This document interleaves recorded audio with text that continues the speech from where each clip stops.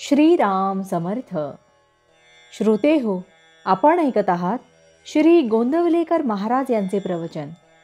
नाम आणि प्रेम ही जुळी भावंडे आहेत. साधारण प्रापंचिकाची ओढ विषयाकडे असते. आज सुख कशात आहे एवढेच तो बघतो आणि विषयात तो इतका तल्लीन होतो की जगालाही तो तुच्छ मानतो. विषय शेवटी दुःखालाच कारणीभूत होतात हे तो विसरतो. विषय आणि मी एक होतो तेव्हा सुख होतेसे वाटते, पण वास्तविक आज कुणालाही विषयाने शाश्वत सुख आणि समाधान मिळालेले नाही. असे सुख आणि समाधान मिळवण्यासाठी आपली वृत्ती भगवंताच्या ठिकाणी स्थिर ठेवणे हा एकच उपाय आहे. वृत्ती नेहमी एकाकार व्हावी, पण ती विषयात न होता नामात व्हावी. हेच सर्व संतांचे सांगणे आहे. मनाला उलटे केले की नाम हा शब्द तयार होतो.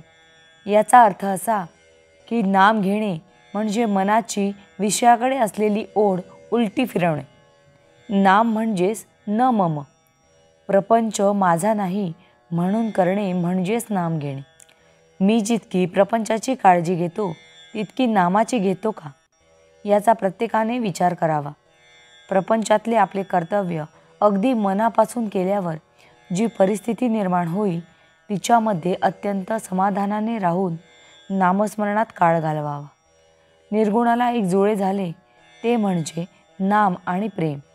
दोन्ही एकमेकांना अतिशय चिकटून आहेत. एकाला धरले की दुसरे त्याच्या मागे येते. आज आपले प्रेम अनेक वस्तूंवर, व्यक्तींवर, पैशावर, विद्येवर, देहावर, लौकिकावर गुंतले आहे. त्या कारणाने भगवंतावर प्रेम करून त्याच्या मागे नाम येईल अशी आपली अवस्था नाही. गोपींची तशी अवस्था होती, पण आपण नामाला वश करून घेऊ शकतो.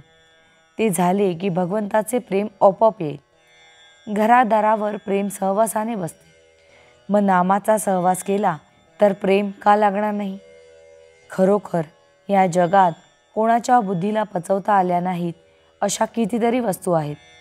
मुलाला आपल्या बापाचे बारसे पाहणे जसे शक्य नाही तसे मी कोण आहे हे बुद्धीने ओळखणे शक्य नाही. खरी सत्य वस्तू कल्पना, बुद्धी आणि तर्क यांच्या पलीकडे आहे. सत्याचा शोध करायचा असेल तर सत्य ज्याने झाकले आहे ती वस्तू दूर करा, म्हणजे सत्य दिसेल. सत्य हे आपल्याला उत्पन्न करता येत नाही, पण उपाधी मात्र उत्पन्न करता येते. उदाहरणार्थ, भीती, कल्पना इत्यादी आपणच उत्पन्न करतो. नदीच्या पुलावर उभे राहिले असता पायाला पाण्याचा स्पर्श न लागता देखील वाहणाऱ्या पाण्याची मजा अनुभवता येते. त्याचप्रमाणे भगवंताचे सत्यत्व ज्याच्या अंतःकरणाला पटले तो विषयामध्ये राहून देखील होणाऱ्या सुखदुःखाच्या गोष्टींकडे गंमत म्हणून बघेल आणि त्यापासून स्वतःला अलिप्त राहील. भावार्थ, सुख हे विषयात नसून आत्म्यात आहे. आत्मा सुखरूप आहे. जानकी जीवन स्मरण जय जय राम. महारुद्र हनुमान की जय. समर्थ रामदास स्वामी महाराज की जय. सब संतन की जय.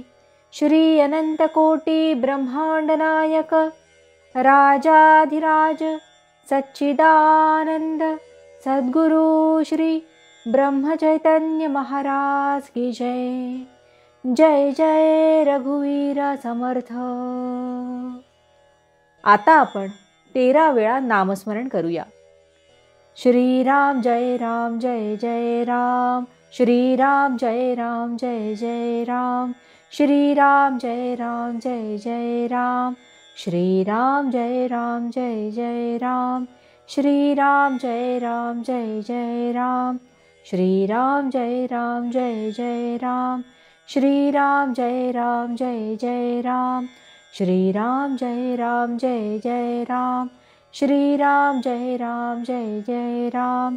श्रीराम जय राम जय जय राम. श्रीराम जय राम जय जय राम. श्रीराम जय राम जय जय राम. श्रीराम जय राम जय जय राम. जय श्रीराम.